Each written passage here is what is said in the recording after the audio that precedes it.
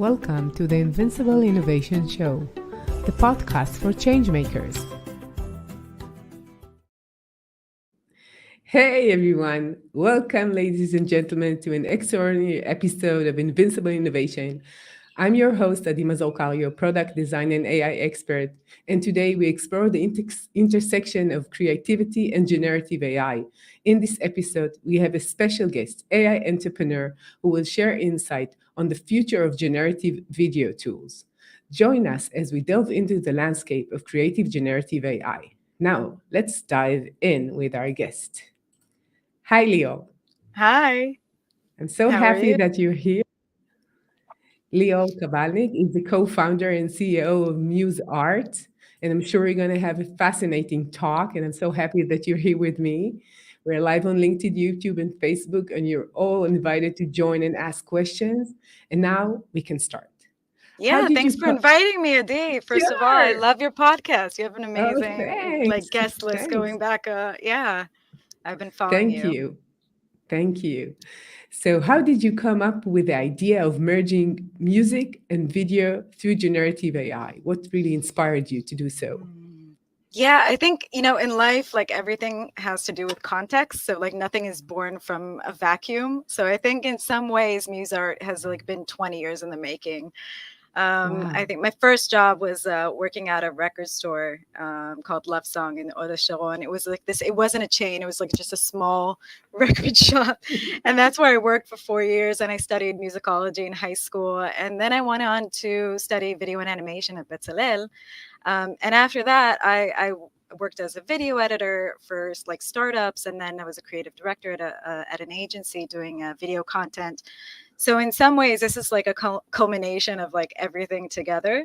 But I think what really kind of kicked it off was that I was feeling like I was feeling like really burnt out. I was doing a lot of e-commerce and like marketing and like very kind of marketing focused kind of work in the corporate world, and I was feeling a little bit disillusioned. I was on maternity leave back in April 2022, and I guess you probably remember that DALI came out in beta then, and that kind of started the obsession. Like I just needed to understand how that works. It just seemed just so mind-blowingly fascinating to me, and I'm not a technological person by any means, but I just needed to understand the workings of it, and that kind of inspired me in terms of like the potential of taking going from an image to a video and then combining different modalities to finally realize muse art. Wow. I have to say Yeah. that it's really inspiring to think that first, a woman entrepreneur, yeah, it's not that common. So first, like Yeah. inspiring. And second, the fact that you took all your talents and knowledge and skills, experience into this venture, into this product. So tell us a bit what does it mean to use Muse Art? So in Musart today, there's like, first of all, we're going to be launching in a few weeks, but Ooh, good luck. there's, yeah, it's really excited. It's been like, we've been working on this for the past year, trying to flesh out, the platform and the different features. But I think our kind of main kind of selling point is that you can input a song and we will analyze the lyrics and turn that into prompts, and we'll analyze the sound and we'll turn that into like camera movements and transitions and effects that create that audio reactive kind of feeling where the video is actually responding to what you're listening to. So it's that's like the basic functionality. But on top of that, we do have like different modalities of generative AI, right? So we have like text to animation, which we used to call text to video, but now that there's Yeah. actual text to video, I prefer to like call it what it is, which is text to animation. And we have you can create your own avatar, and you can also do video to video. So take an existing video and restylize it with generative AI. And of course, we're also working on video to video, which will be, sorry, text to video, true text to video, which we hope we'll be able to release in the next few Yeah. months. When you're saying avatar, it means just to emphasize, I've seen it in your website that Yeah. I'm as an artist could integrate my own image into the videos, meaning I could be part of the videos, and my face and the way that I look on my clothes, whatever, would be part of the video. Yeah, so it's actually based on a research paper that was released in Tel Aviv University, Dream Booth. And we just implemented that. So you basically train the AI on your own content, and then it learns to recreate that in different settings. So you can see yourself in a psychedelic video, or you can see yourself in a like black and white video. But the main point is like, how do we personalize that experience? How do we make generative AI something that's not templatey, but something that actually kind of resonates with, your brand, who you are, and what you're trying to convey. So you can do Yeah. that not just with an avatar, but we can also create like custom styles for you. So if you have like artwork or like, cover photos of, different graphic designs that you've already established as your brand, you can upload those, and we'll know how to create a style for you. Yeah, because after all, I'm thinking about these people who create music. First, they love music. They like what they do. They're not always a visual person. That's one thing. And second, it's very expensive to create these kinds of video clips in order to promote your music online. And some of them even don't do it because it's so expensive and too complex for them, and they don't enjoy to do it as much as they do for the music. So in that aspect, it will provide them an option to be creative in the visual side if they prefer to do it themselves, and not only in the audio side. Do you see it this way? Yeah, I think a couple of things. First of all, I think that every artist kind of wants to create their music video, because I feel like every artist wants to represent themselves not only in the audio like level, but also in the visual level. We're all like very just visual people, and there's such an impact when you combine between the emotion that comes out when you combine video and music is just, it's just very compelling. It's just it kind of Yeah. grabs your attention. And I think the way that we are positioning ourselves is kind of like being the Canva for music videos. So it's for artists and also for record labels and A&R teams that really don't necessarily have prior editing skills. So we're trying to position ourselves in a way that we can service that market and help, these artists that really want to get a wider audience, but also help the fans. Because I don't know if you felt this on yourself, but there's like a really interesting trend. Like when I was working at the record store, that was when piracy came out, peer-to-peer piracy, and I could Yeah. feel like Napster. Napster? What yeah, was it? and Napster. It was back then. It was Napster and like all these kinds Yeah. of like streaming torrent things, and you would download it. It would take like hours to download a song, and Yeah. then And then you you found out it's download a not what you virus. wanted. Exactly, it was so annoying. But the impact that it had on the music industry was like really tectonic, right? And then the response of the startup space to create like more regulated and respectful I guess options for streaming, that took a while for the music industry to kind of swallow and be like, we're on board with this. And I think that now what we're doing as like fans is that we're not actually streaming just the audio. We're actually 32% of us are actually streaming music videos. So the demand is insane. Like you have to, if you want to be an artist and you want to reach a wider audience, you have to have like a video content machine that's going to really create content at scale for, reels, TikTok, shorts, like all those places that you need to be both visually and audio. So the goal was, yeah, to service that market and kind of help bridge that gap. And as someone who came from this industry, how do you see this impacting people who are, this is their profession, this is their business? What would they do to overcome or to be working with it? How do you see that impacting the creative video industry? That's a really good question. I think that like going back to how the music industry responded to streaming, I feel like now they're catching on quite quickly, right? Like as an example of that, like I don't know if you remember, but back in I think it was May or April, there was the first AI generated song that used synthesized voices from the Drake and the Weekend, from Yeah, Drake and the Weekend. yeah, yeah. I And it remember was that. released by like an anonymous producer called Ghostwriter, and what that did was like that got everybody kind of in the music industry, including artists and including like the big record labels. And in this case, Universal, who was representing Drake and The Weeknd, they like really promptly issued a takedown. And they were like, we have to fight this, and we have to like, we have to like find a way to not enable this kind of usage of this talent, right?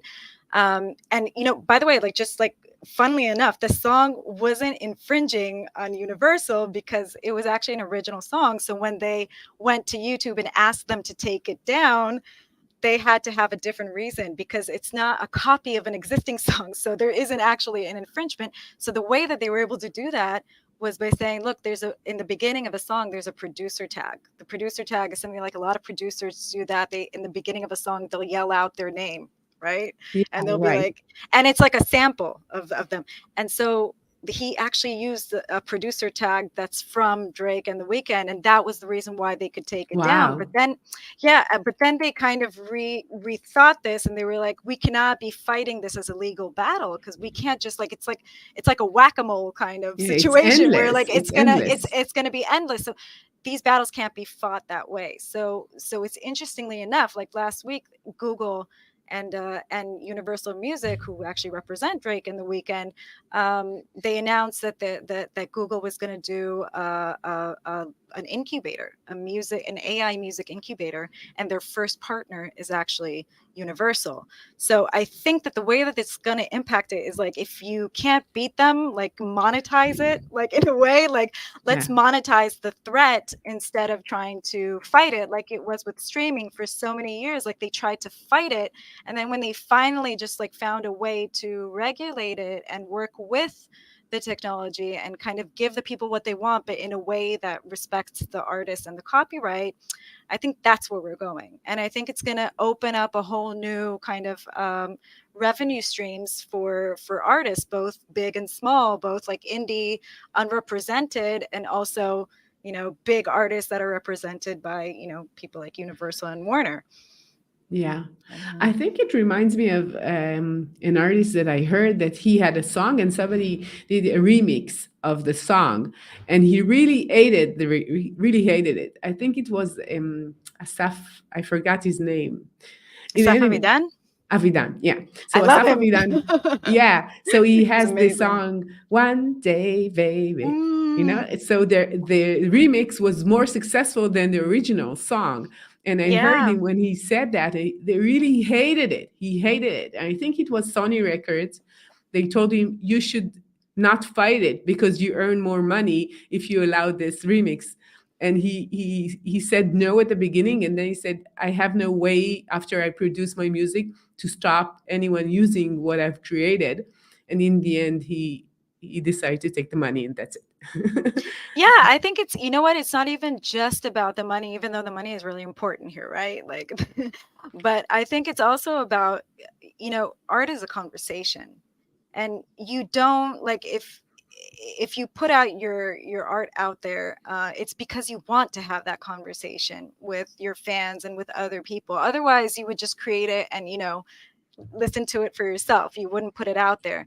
And I think that when somebody starts riffing off you and, covering you and remixing or tributing to you, I think that creates like a different perspective on what you originally created. And that's what's interesting, because, it's not just about the artist's perspective. It's also about, how it impacts us as the listeners or as the viewers, and how we interact with it and how it makes us feel. And so I think that giving fans that kind of power to actually engage in that conversation is a really exciting thing. Yeah. And I think another thing when we're thinking about there is no bad publicity, right? So if somebody is quoting you or using your music, it's good for your publicity in the end in most cases, especially when it's really hard to create this buzz. It's hard to reach more audience and to go through all the marketing, PR stuff in order to get there as an artist. Today it's so hard, and there are some, as you said, like big corporates doing that for big artists, and smaller artists are finding it really hard in order to do so. So that could help them, I guess. Yeah, for sure. I think it's like it's a really crowded Oh, I'm so sorry. It's the end It's of okay. August, and the babysitter is not having an Ooh, easy time with my it's fine. baby. So maybe we'd have a new guest. It's a Oh new guest yeah, on the she's show. she's definitely gonna be a star. Like I can already tell now. Like she's like, just give her a stage and she'll be. How old is she? She's 2. She's like a real Ooh, inspiration for what I'm doing now because I'm a very really? introverted person, like very introverted, and I remember like I was playing bass when I was like younger, and I started performing, and I realized like this is not for me. Like I do not want to be on stage. And then I think that now, like seeing her like this extroverted kind of like queen of like her own story, it did really kind of inspire me to come out of my shell and be like, I can be a founder. Like I can be the front of a company. I don't have to like um, to hide in the background. Wow. So yeah, so in a way, she's I'm the inspiration. I'm so happy that you decide to do so. It's good for us and it's good for society in general. And people who are Yeah. introverts are they have so much to contribute, and sometimes they decide not to do so because they don't like the, you know, the lights of the stage, um, which is Yeah. really important. I think that also like building a creative tool, like that's also some of my inspiration to building this because I feel like we all are very creative in our minds, right? And I Right. think that we're just realizing how creative we are. Like I think there was like up until like really recently there was like you're an artist with a capital A, and that's like Yeah. you're talented, and if you're not that skillful, or if somebody hasn't labeled you as talented, then you really have no way of expressing what's going on in your mind.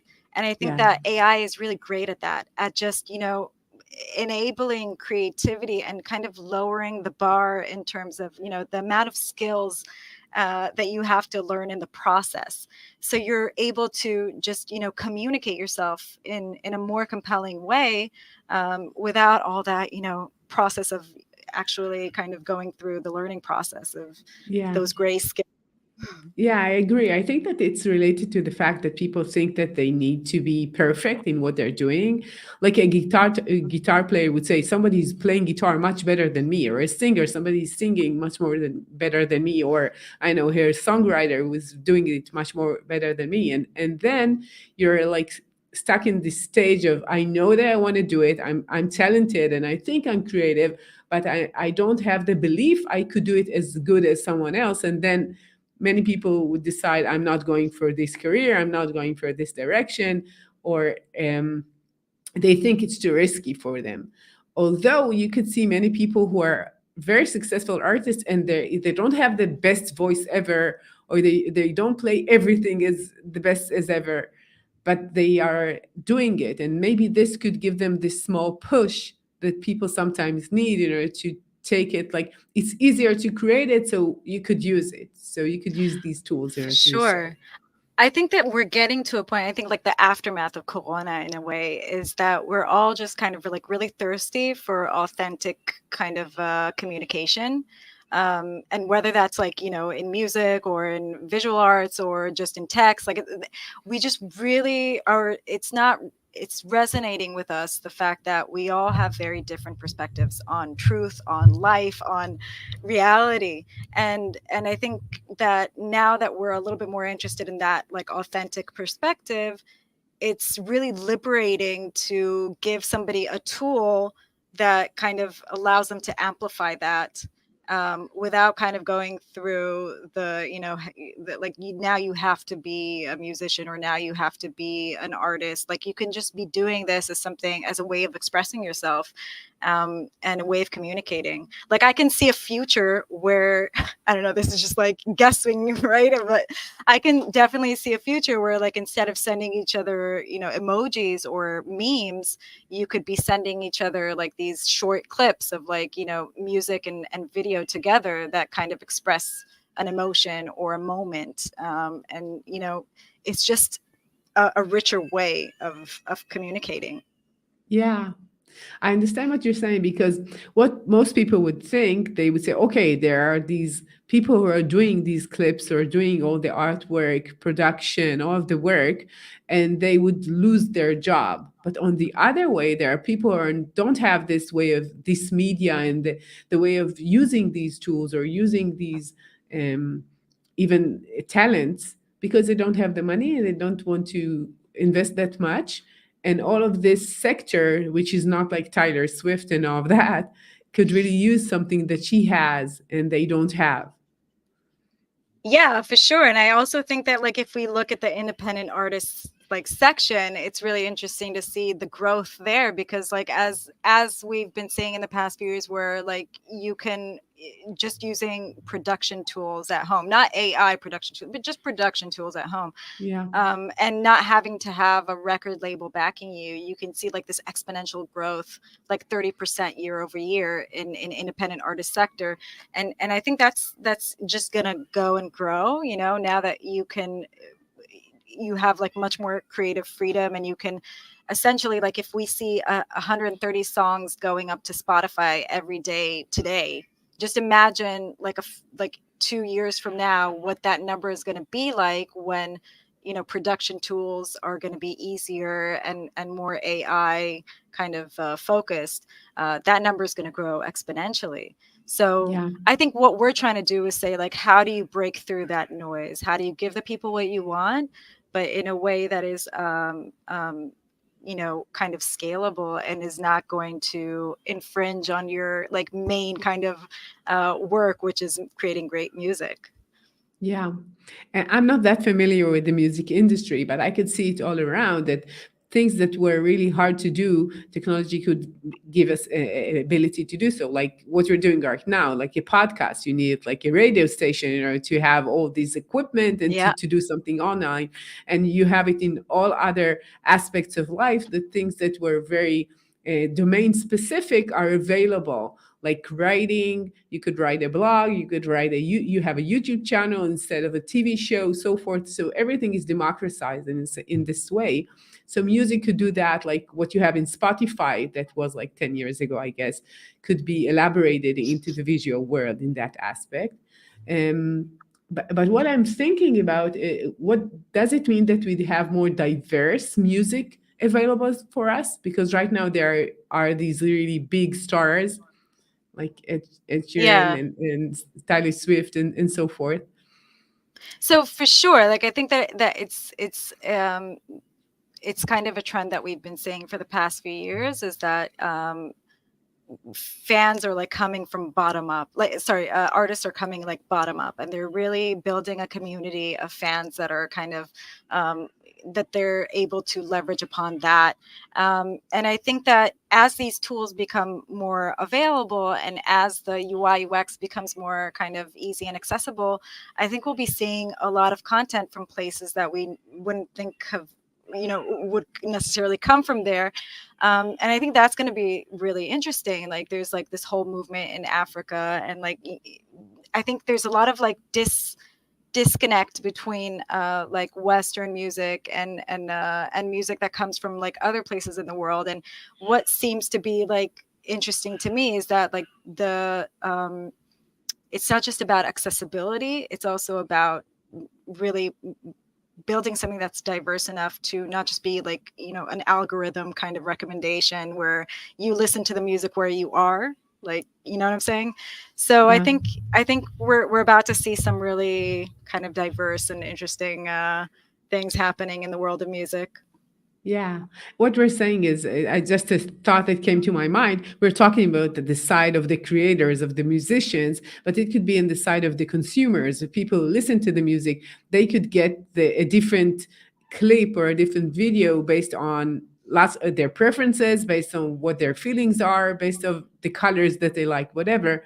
They could, each one could get his own dedicated, personalized video that currently we don't have that Yeah, available for for us. sure. And I think that like recommendation media is based on that, right? Like that's the whole thing with TikTok as opposed to like Instagram, is that they're trying to fit the content to you rather than the other way around. Yeah. So I think that, there's a really great advantage. Like, we're working with some closed beta clients now, and one of the things that we're seeing is that the ability to create different versions of a music video, stylistically very different, and then upload them all at the same time, and not just for A/B testing, but also for just attracting different types of audiences, because you think your audience is here and that they like that, but then you realize that if you package it just a little bit differently, you can also reach a whole different audience, that would really like your content and your music, but they just weren't like the you weren't communicating with them in a way that resonated, so they weren't Yeah. you weren't reaching them. So that I think is interesting, just Yeah. Right. So we have someone from LinkedIn, James Letham, and he says that AI seems to be democratizing the creative landscape with an open source, free or highly competitive paid tools. What do you think? Thanks, James, for your comment. um I'm not sure if there's like is there a question there, or is it like a more of No, an observation? yeah, this is how he I sees Yeah. that. It could be an open source, a free, or a highly competitive paid tool. So there are lots of options for someone who's creating in this landscape.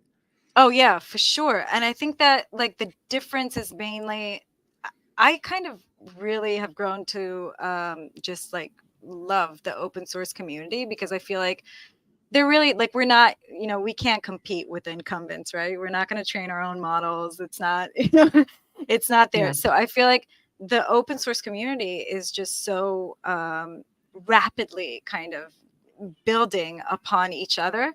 And I think one of our biggest strengths is the ability to kind of implement like these research papers pretty quickly, and then build kind of brand moats around that. I think that's like one of the bigger challenges as a startup in the generative space, is like how, like, the fact that we can implement that, means that somebody else can. yeah, yeah, Um, so, like, how do you build a moat around that, and how do you build a platform that in some ways is evergreen, because you're building like a structure where all these new like papers can come in and be implemented in a few weeks, but like you need the basic framework for that to happen, and to be able to create something that's modular enough and flexible enough to grow with the space. And this space is just insanely rapid, right? Like, there were things that I thought about, like, maybe 6 months ago, and I was like, yeah, that's probably like 18 to 24 months away. And then like yeah, the next week, something came right. out, and I was like, oh my God, I cannot believe this just happened. Like, I thought that was Yeah, this was yeah. a little bit further away. But yeah, so it's a blessing and a challenge, I guess. Yeah, I understand what you're saying, especially when you're an entrepreneur, there are always these ups and downs, and competitive landscape is changing so fast. But in this case, it's changing even faster. So it's really hard to catch up. So another question that James is asking, would you see fans remixing video content for music in a similar way that to how fans have remixed audio in the past?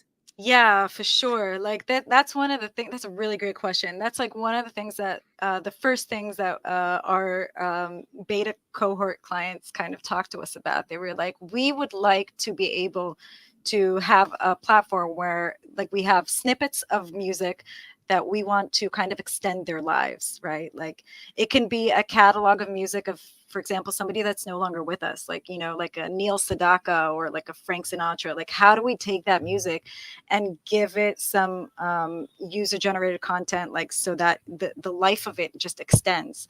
And that's something that we're able to do for them, is actually allow the fans to play around with that, and use these different like starting off points to create something that can go really viral, and that has like advantages for them, because they're getting views and on their content, but it has also really great advantages for the record labels or the archive owners. And it's a $6 billion industry. It's a very under, like, I'm talking about UGC within the music industry. It's like What is 15% of UGC? user generated content Oh, in the music industry. is about 15% of all the revenue, right? And Wow. it's completely like it's an under commercialized sector. Like we don't necessarily navigate it. We kind of more enjoy the benefits of when it does happen. It's really cool, but like there hasn't been a lot of thought, I think, into how do we actually kind of make that purposeful and navigate that so that fans can actually create that content more easily, so that we can get a wider reach. And especially today when we're talking about, PPC kind of not being as relevant anymore. Yeah. So the way to kind of be able to grow is through this kind of organic user generated Mm. content. So yeah, James, I really do believe that that's kind of the future of it, and I think it's going to be a win-win situation for both the fans and the artists and the record labels. Yeah. Thanks, James, for your comments and questions. So, are there any limitations or challenges you've encountered in the realm of generative AI? We talked about the mode and the fact that you're using another tool, a third-party tool, in order to create the engine is not yours. So, what do you see as a limitation? There's a lot, to be honest. Like I think, there are some technical limitations, and there's also, I think, creative limitations, right? So if I kind of want to maybe hone in on the technical side, I think that consistency is like still a big issue. And I think that that's why most tools that we see are more directed at like B2C, where there's not necessarily a specific business outcome that needs to be, exact. And also, there's no, I guess, expectation of like, things being automated. Like you're like, you kind of have to do it yourself manually. I think that when it comes to creating products for B2B, like we're creating this product not just for the musicians and the fans, we're creating it for record labels, for A&R teams, for music marketing agencies. So when you do that, you kind of have to think about being able to deliver something that's very consistent. And that can definitely be a challenge. And I also think that it's a challenge to kind of um, disregard the noise and the trends. Like there's a lot of trends going on within generative AI, and it's all very great and cute and fun. But these are things that like ultimately will be there for like, a month, 2 months, and then they'll go away. And like to try to build a feature, just to serve that and kind of, I feel like, that's where a lot of companies kind of don't necessarily prioritize like how much value am I giving. Like if I do this, like is that really what the artists need? Is that really what the record label needs, or is it just cool because it's being, you're seeing a lot of videos like that on Instagram or TikTok. So as I said, like I think quality of the outputs, like consistently, especially consistency, like especially with video, like the latent space is like a still not, 100%. It's like Yeah. 95% there, but there's like still a bit of a gap to make it kind of production ready. Um, and trends. And I think maybe also I'd say like control over the outputs. I think that there's a real UI UX challenge when you're building an AI product, especially one that's referencing things that we already kind of know. So like when we're building the UI for this, like do we build it with like After Effects and Premiere in mind, like as a kind of reference point? Like do I need a timeline? Do I need a storyboard? Like how am I going to make this accessible to the user? But it's not just about referencing the previous generation. It's also about doing something that's going to serve like an AI focused or an AI forward product. So it's about inventing a new user experience that maybe is more purposeful for that. So that's also a challenge. How do we make it similar but also like more Yeah. forward thinking? Yeah. So, I come from design. This is what I've done like in the last like 20 something years. And I have to say that I totally agree with you. I work with the several companies right now in generative AI. And the fact that you cannot really tune exactly what you want, especially for creative people who know exactly what they want, they know what the outcome that they're looking for. This is a challenge. And what you said about the UX, the user experience itself, it makes sense that people think about who is going to use it. So if we're talking someone who's coming from After Effects and he knows exactly what is the type of effect that he's looking for, what are the colors and everything, it will be very hard to take what they have and just swap it into something which is new. But if we're thinking about new users who did not use After Effects because it was so complex, hard to use, you need to have a very good experience in that. Um, then you could offer them what they're expecting to have. And they're less detailed oriented in that aspect. They're more like a holistic kind of users. So it depends on who's going to use it. And if we're talking about selling it to big corporates, what are they looking for? And maybe the fact that it's like really fast is more important than the fact it's really exactly what they need. So it depends on who's the user, of course. So we could I talk think, about it later. yeah, definitely. First of all, for sure, I'll hit you up on that. But no, I think it's a challenge for all AI startups now, because like the balance between familiarity and innovation is a delicate one. So yeah, so we've put a lot of thought into how we're going to make it kind of user friendly and AI forward. Um, Yeah. yeah, Yeah. There is another great idea from James. Thank you for being part of the conversation. If your definitely. clients are asking for these kinds of features, does it open up collaboration between music labels and branded content like Radiohead and Marvel, for example? Yes, it definitely does. Wow, these are really great questions, James. Thanks, Let's James. talk. Yeah. So yeah, I think that like in general, what's happening in the music industry in the past few years is that like everything's cross-platform in entertainment, right? So you have like music, films, and you're seeing like licensing between these different avenues, and it's becoming easier. It's just becoming easier to license even commercial music and not just production music. And um, I know a few startups that are new now that are doing that in Web3 and in Web2. Like licensing content is becoming so much easier. So as a result, like you can see it now with like the new Barbie movie, like the ability to kind of merge between these different mediums and kind of find different avenues for monetization are just growing and expanding. So I think we're at a really great crossroads in that sense of like it's about to happen, like it's starting to happen. We can already kind of see it happening. And so, now it's just a matter of being in the right place at the right time.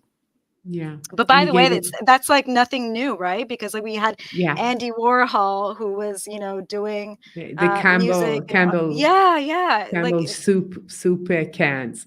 exactly. But then back then there weren't the monetization kind of like options that there are now. So Yeah. essentially, when Gucci made a dress with Andy Warhol's painting, for example, he didn't get anything out of it. And Yeah. now these days, if that were to happen again, that would be a win-win situation. So I Yeah. think that's the difference. Like that's what's going to enable like an open conversation between these different mediums, is that it needs to be a win-win situation. Yes. Um, So Jamie is giving us an example. Film TV can advertise through the music videos of music used in their soundtrack, bringing different groups of fans together. So it's another example of using yeah. music in that sense. So thanks, James, again for being part. So in your opinion, how does generative AI contribute to the overall artistic experience for both creative creators and the audience? So I think we kind of touched about that, like you know, like with what you talked about of having open conversations and about engaging your fans in a new way, and creativity becoming like democratized and amplified. But I also think like in a simpler kind of easier way to understand that is just like scalability and productivity. Like we're working with one of our closed beta clients is they have a ton of assets. They're like a music marketing agency. So they have to put out so much content, like especially like shorts, reels, all that kind of short form music centric content for like social media and recommendation media. Now for Spotify, because Spotify has integrated video into their feed, Yeah, not just like right. Canvas video, but actual like music videos. Hmm. Hmm. So Yeah. for them, like one of the things that we're doing now is like we're actually tracking that. We're tracking how much more content can they put out, and not just like how scalable and productive is this, but also how is it resonating with these different audience. Are people responding to it more, less, like better, like, or do they like it, do they, you know, feel engaged by it? So I think that's, you know, that's a big thing, because um, as you know, as boring as that sounds, if you're not able to scale what you do, you're really going to be limited by you know, the amount of audience and following that you can get. Yeah. What comes to my mind when you're saying that is, in general, we see more content. It could be text, it could be images, it could be videos, music, whatever, created by AI, and of course it will be expanded and exponentially will grow. And the other side of it is like people consuming it. As I see it right now, people are consuming lots of information and media and all of that, but they still have 24 hours, 7 days a week. So the amount of content that is created is not equal to the consumer's need as I see it. What do you think about that? I have to disagree on that. Like, I think that the demand is just phenomenal, and that's part of the problem, is that the demand is so phenomenal. Like, YouTube just said, like, just had this blog about their music incubator. So one of the things that they said was that, like, there was I think it was 1.7 million views of videos related to generative AI tools on YouTube, right? And that Mhm. was one of the things that, like, kind of convinced them to be like, we need to get, you know, we need to address this, because there's a big demand for this. We need to make sure that, in terms of like copyright and you know, digital manipulation and misattribution, we need to make sure that we can control this, because it is really, really high demand. So I think the demand is really out there. It's just a question of like, how are we going to meet that demand in a way that is respectful of the artists ultimately? Like, how do we do that without infringing? Yeah. So So, that's the challenge, I think, creating yeah, that framework. I think it means that each one of the people viewing would see something which is more personal. So instead of Yeah, having one video for Tyler Swift, I don't know why I'm talking about this woman all the time. Maybe because she's my amazing. daughter is talking about her all the time. So let's say that right now she's creating a clip. I know, uh, 2 months in order to create this clip, tons of money. Instead of that, she would have like 10 versions of the same clip, and all their audience would listen to the same music in different clips. So it means it will Yeah. be more media, but in the same audience and time you consuming. Yeah, again, I think that's like the beauty of recommendation media as opposed to social media, is that it knows how to deliver the right content to the right person. And so that's just, if you give it the material, if you give it that kind of variation, it will know how to, you know, bring you the right person. And the potential there is just like really big, because you can tap into these micro communities and these fans that you would have kind of probably have never looked at you, right? Like, if I'm like, I'm 38, so like for me, Taylor Swift is a little bit, you know, not my generation. but if What can but I if say? Okay. no, but I'm saying, like, if I were to see, like, when I look at her clips, like her, you know, mainstream clips, that doesn't resonate with me, for example. But I don't know, if she were to do something with like a more Peaky Blinders feel, you know, something that's not necessarily on brand for her, but it's just really much more approachable for me, then that would make me listen to what she has to say a little bit more. Because when I see like something that just doesn't seem like it's made for me, I'll just dismiss it. Like, I don't have time to, you know, kind of go deep into every single piece of content, right? I need it to resonate with me. So I think that that kind of empathy towards your potential fans is really important. It's not just about what I want to say and how I want to look. It's also about like, how can I make this more accessible for you, like for your perspective, like. I'm religious, so like there's a lot of content out there that is just like, I love, like, you know, rap music. I just love it. But I Yeah. will kind of probably never just, you know, have that, you know, playing in the background here, because like the visuals are just not something that I can, you know, that feel that I can connect with. But again, like if it was something that was more catered to my values and my tastes, then I think it would be kind of a different conversation. Yeah. All through the conversation, we're talking about musicians wanting to create visual arts, but actually, there are lots of visual artists wanting to create things related to music, right? Yeah. Most of the people who are doing visual arts are not related to music. So it's connecting them as, I know, editors and creative people in general, visual people, into this realm of doing things for music.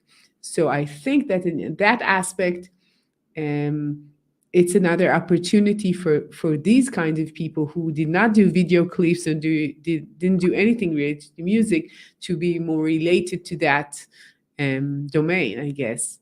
Yeah, I totally agree. And I also think that, the numbers kind of support what you're saying, is that like audio based content, like visual content, videos that are like audio based, like they're very, very popular, right?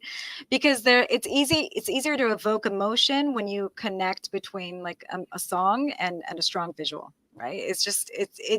Yeah. It's just two senses that kind of, they're more compelling when they work together. So it's no wonder that like 9 out of 10 of the most watched videos on YouTube are actually music videos. And Ooh, this is the type, yeah. I didn't we know we that. really, yeah. It's actually like that's one of the reasons that like YouTube is so pioneering this kind of incubator, is because they, like I think I read somewhere that like 85% of YouTube visitors are there for music. They're just streaming music, and that's why they opened, YouTube Music. And by the way, that's why you see like now TikTok is kind of doing the opposite, right? They opened like their own distribution, like they have something that's equivalent to Spotify, that they're beta Mm, testing now in South America and different places, and I think Australia. So that kind of blur between like visual and audio content is a really great opportunity for creators, content creators, to kind of, come in and kind of feed that demand.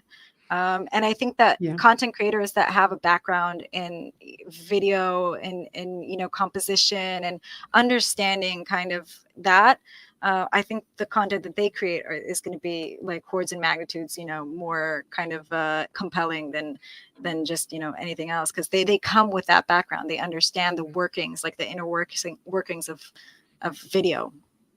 Yeah. What comes to my mind as we speak is that, for example, we have very good artists like Leonard Cohen, for example, who has very good words, and I really love him. His But I wouldn't autobiography is watch right here him. behind me.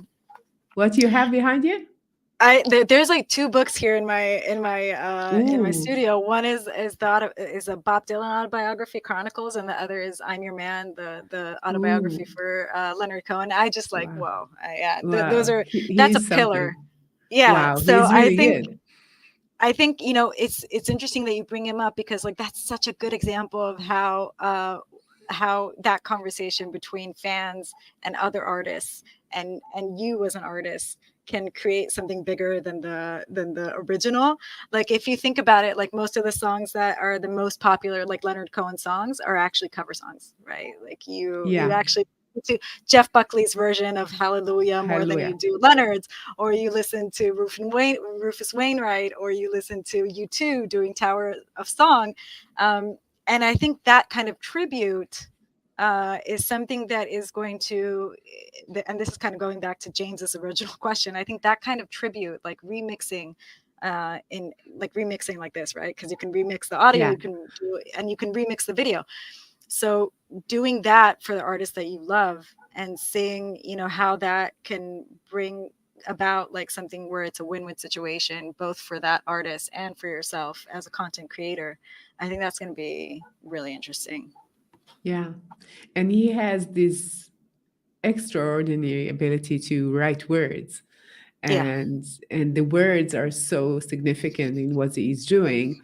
And I think that that's the reason, and maybe the stage that he was in the industry, but that's the reason that I don't think he dedicated lots of time, to do anything related to clips. It's mainly him like singing, right? When I go to look for songs on YouTube, Yeah. I wouldn't see it. I don't think he has lots of clips that maybe I'm not that of big of a fan. So, No, but he really doesn't. You're right. I think one of the companies that we're talking about a partnership with have archives for a lot of artists, like Leonard Cohen. Actually, Leonard Cohen is one of them, wow, that have passed away. And how do you extend the life of those songs? How do you make sure that the next generation knows who Leonard Cohen is? And if the next generation, like we're seeing, 67% of Gen Zs are discovering new artists on TikTok.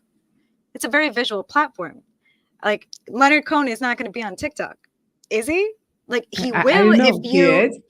he can't. Like first of all, he's dead. No, but um, somebody but wants to make but I'm money out saying of like this. if somebody like if the record label or if the fans bring him back to life through video on TikTok, then the next generation, not just Gen Z, but like the ones after that, they're going to be exposed to that as well. And I think that extending these songs life is really important, because like we have a tendency to like run and but there's so much great content out there that was already created that we could kind of look at and get inspired from to create the next thing that we want to create, right? But there's a saying in Hebrew called "Da me'ayin bata u'le'an ata olech." So like, know where you come from, like know the references. Like people remix stuff all the time today. Like in rap music, for example, you're remixing old Motown records, which is amazing. But like, you need to know that those old Motown records actually exist to be able to Of remix course. that or to sample Yeah, that. So I think, sure. yeah, Exciting. So, looking exciting. ahead, what excites you most about the future possibilities of generative AI in the realm of music and visual arts? Wow. Um, I'm gonna be a little bit like boring. I think what excites me is like making this Wild West kind of landscape a little bit less Wild West. Like I think that's gonna be the key, because if we're able to kind of regulate and protect and I think that within the realm of video, there's just a lot of like things that concern me. Like I think about deep fakes, and I think about like copyright infringement, and I think about plagiarism, and I think that what excites me the most is that we as builders and entrepreneurs are actually being very mindful of that. And I think that a lot of builders during like the social media age and during the internet age didn't know to be that mindful. Like they were just building. They went with the technology, and like they were like because they didn't really stop to think, where can this take us? Like, is there a possibility that this can take us to a bad place? And I think that the conversation now is so much more evolved, not just like from the side of the regulators, which is always to be expected, but also from us as people, just me and you, like the consumers of this, and also the creators of this, like the entrepreneurs. I think everybody that I'm talking to in this space is really interested in that, like in how do we build something responsible AI, and not just see where it goes and hope for the best. So I think that excites me. I think innovation that ties in with responsibility can bring a lot of good. Yeah, it reminds me of my last talk with the AI researcher, and he was really great. And he said that if you want to drive a racing car, you really need the power, but you need the brakes and the wheel in order to do so. Because when you're doing these rounds and you don't have the brakes, you just go off road. So I think it's very similar to what you're saying, and the ability to really know exactly what we want to achieve and go there, and not just try everything and see, oh, this is where we got to in the end.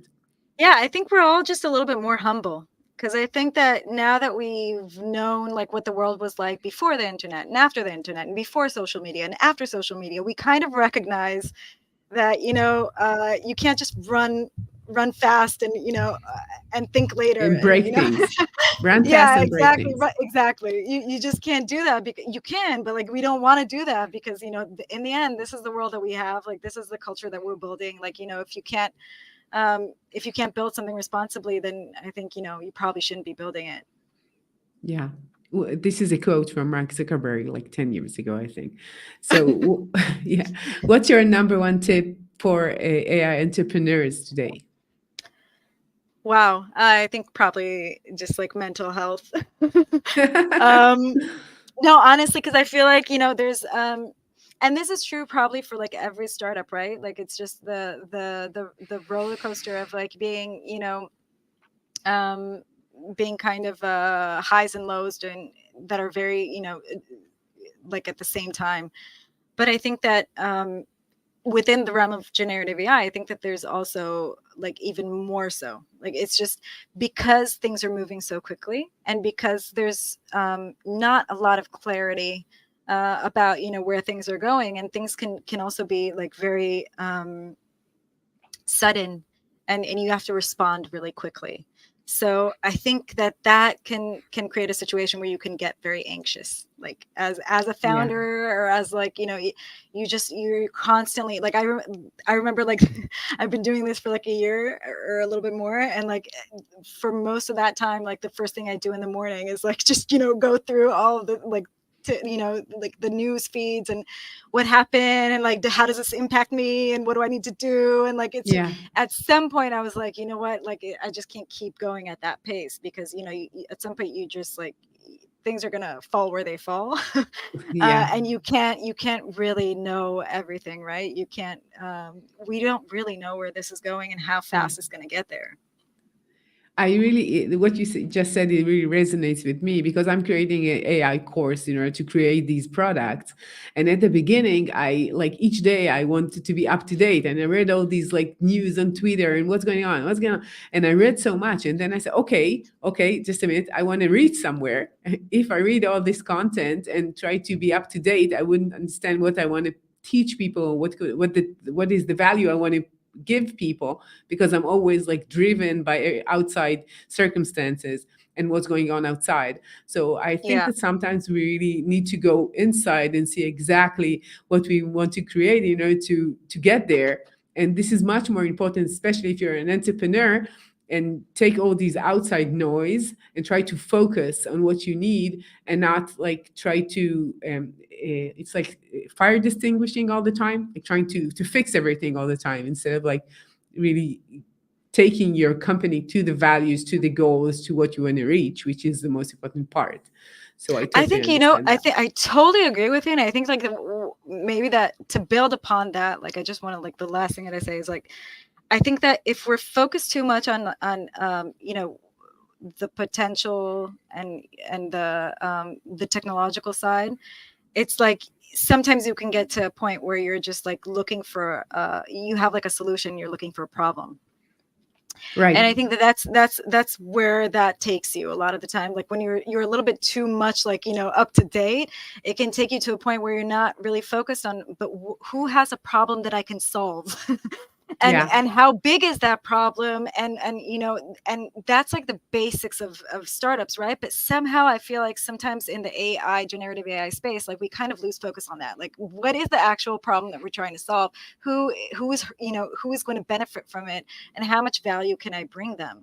And I think maybe just to sum up, like I think there's like a great quote, I don't remember by who, but like some startup guy about a job to be done, like if you can only deliver like 10% of that job to be done that person needs to do, then that's probably not going to be enough. You have to like think of a holistic solution. So if you're just building something that's going to solve just a fraction of somebody's problem, you might want to start thinking about how are you going to solve a bigger, the whole thing. So yeah, I think that's Yeah. Okay, so we've done that, and first, before I ask you about where could people contact you and all of that, I want to tell you that at the beginning we said that you're a bit like anxious and Introvert. afraid. Yeah. Yeah, introvert, and you're not like into talking live Yeah. in this way. And I think it was so for me. It was a great conversation. I really enjoyed talking to you, Lee-Or. So Thank that's you the most so important much. I thing. did too. And it's such an inspiring thing to see a woman, a religious woman usually, which Yeah. is very exceptional entrepreneur doing something which is so up to date and seeing it in a very clear way of the future that she wants to build. So I thought that you were amazing. So thank you Thank for you being so with me. much. Well, Thank you. you know what they say about like when you host somebody, like when you host somebody for dinner and the food comes out good. So you're always like, it's it's not me. It's like the people that like the visitors. They make the food good. So yeah. So I guess you just make me feel a little bit at ease. Oh, thank you for that. So where could people really reach out to you and see Muse art? Sure. So we have like a website, the Muse Art dot sorry, mymuse.art, and you can sign up for the wait list there. We'll be launching our beta in a few weeks, so feel free to sign up there. And you can also check us out on Instagram. There's, I think it's a Muze AI Art, and follow me on LinkedIn. And yeah, Yeah. let's keep in touch. James, I'm Yeah. looking at you. James, you should. Yeah, James, DM me. You seem to have like a lot of really interesting insight. Yeah, and James thanks us for the interesting conversation. So he was Yeah, like, I felt like I'm co interviewing with James. for So thank you sure. for that. And thank you again for being my guest. It's been a pleasure talking to you, Lee-Or. Likewise. And Thank to you all of so you much. change, thank you. And to all of you change Bye. makers out there, thank you for joining us. If you want to find me, you know where to do so. And I'll see you next week with another innovative, insightful talk. See ya.